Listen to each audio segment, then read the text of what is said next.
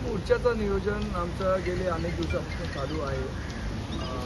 परवा सोमवारी शहरात जी आमचे विभागाध्यक्ष आहे ती बैठक झाली, शाखाध्यक्षांपर्यंत बैठक झाली. त्यामध्ये सविस्तर मार्गदर्शन करण्यात आलं. परवा वेस्टर्न सबची बैठक झाली, काल ईस्टर्न सबची बैठक झाली आणि आता शाखा वाईज बैठका आमच्या चालू आहेत. त्यामुळे मोर्चाच्या नियोजनाची तयारी जवळजवळ पूर्ण होत आहे.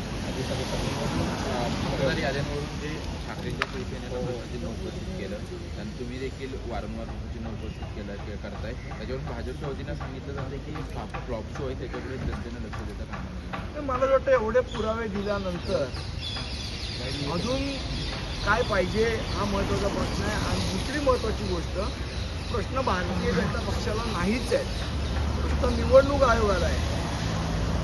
उडता हुआ भाला कशाला अंगावर घेत आहे, मला हे अजून कळलेलं नाही भाजपला. एमसीएच्या निवडणुकीसाठी फडणवीस आणि शरद पवार एकत्र येण्याची चर्चा आहे. कारण बैठक पार पडली व राजकीय पद्धतीनं आपण या सगळ्या निवडणुकीकडे बघावं असं म्हणतोय. वंदे मातरमच्या संदर्भात पुन्हा एकदा अबू आझमी म्हटले की शाळांमध्ये वंदे मातरम कंपल्सरी करता अबू आझमीचा प्रॉब्लेम असा आहे, त्यांना कोण विचारत नाही आणि त्यांना कोणी विचारलं नाही की काहीतरी स्टेटमेंट करतात स्वतःकडे लक्ष वेधवण्यासाठी. आपण त्यांच्याकडे लक्ष द्यावं असं मला वाटतं.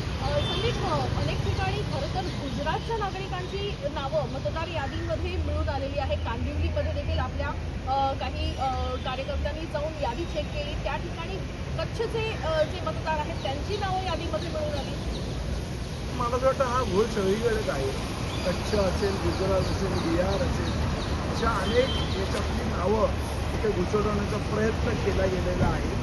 तो कोणाच्या फायद्याचा आहे आपल्या लक्षात आलेलं असेल. तर मला असं वाटतं की या गोष्टीवर आमचे सर्व महाराष्ट्र सैनिक असतील, शिवसेना पक्षाचे शिवसैनिक असतील, ते सगळेजण एकत्रितरित्या काम करतात. डोनाल्ड ट्रम्प यांचं बोगस आधार कार्ड बदलतानाचा एक प्रेस कॉन्फरन्स रोहित पवार यांनी घेतलेली होती. त्यानंतर त्यांच्यावरती गुन्हा दाखल करण्यात मला आला. वाटतं चुकीचं आहे, कारण विसल ब्लोअर आहेत रोहित पवार या बाबतीत. आणि ज्या पद्धतीने त्यांनी एक दाखवलेलं आहे की कशा पद्धतीने बनू शकतं हे त्यांनी दाखवलेलं आहे. त्याच्यामध्ये गुन्हा दाखल होण्याची काही गरज नव्हती. 1 तारखेच्या मोर्चामध्ये अनेक लोकांना काही संभ्रम निर्माण करतात असं भाजपचं प्रवक्ते म्हणतात. म्हणजे एक खरं तर 2 भाऊ एकत्र येतात, पण एक भाऊ म्हणतोय की मरीन ड्राईव्हवर मोर्चा काढला पाहिजे, दुसरा म्हणतात फॅशनच्या ते झालं.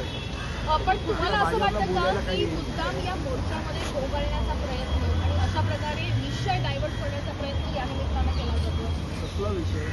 मोर्चाचा जो मूळ विषय आहे तो डायव्हर्ट करण्याचा प्रयत्न या निमित्तानं केला जातो की 2 भावांमध्ये काही हे नाही, एकमत नाही. थोडा काय एवढं लक्ष आणि हे बंद बिल आहे ना, पेड प्रवक्ते आहे, त्यांच्याकडे तुम्ही लक्ष देऊ नका.